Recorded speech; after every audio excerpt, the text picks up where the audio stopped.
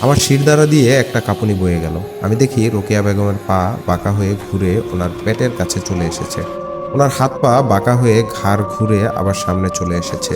চোখ দুটো থেকে ওনার রক্ত ঝরছিল, অর্থাৎ ওনাকে পুরো বলের মতো গোল বানিয়ে মাটিতে ফেলে রাখা হয়েছিল।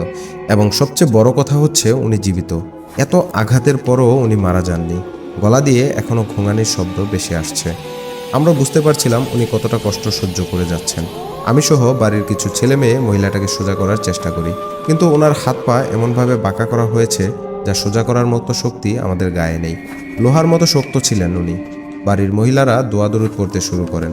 ততক্ষণে কে যেন আমাদের মসজিদের মুয়াজ্জিনকে ডেকে নিয়ে আসেন। উনি এসে আমাদের সরতে বললেন। আমরা সবাই সরে দাঁড়াই।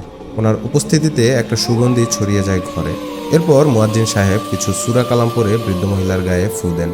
এইভাবে কিছুক্ষণ যাওয়ার পর অলৌকিকভাবে আমাদের সামনেই ওনার হাত পা সোজা হয়ে যায়। আমরা সবাই অবাক হয়ে যাই। যেখানে আমরা এত শক্তি খরচ করেও বুড়িকে সোজা করতে পারিনি, সেখানে আল্লাহর কালামে ওনার হাত পা কত সহজেই সোজা হয়ে যায়। যদিও আল্লাহ সর্বশক্তিমান। মুয়াজ্জিন সাহেবের দোয়া সঠিক ছিল বলেই উনি সুস্থ হয়েছেন। কিন্তু মহিলার মুখ থেকে কোনো শব্দ বের হচ্ছিল না। উনি পুরোপুরি দুর্বল হয়ে গোঙানির শব্দ ছেড়ে যাচ্ছিলেন। এদিকে হুজুর আমাদের সবার উদ্দেশ্যে বললেন, এই বাড়িতে যে পিচাস জিন আছে সে আমাদের ইমাম সাহেবকেও আঘাত করেছে।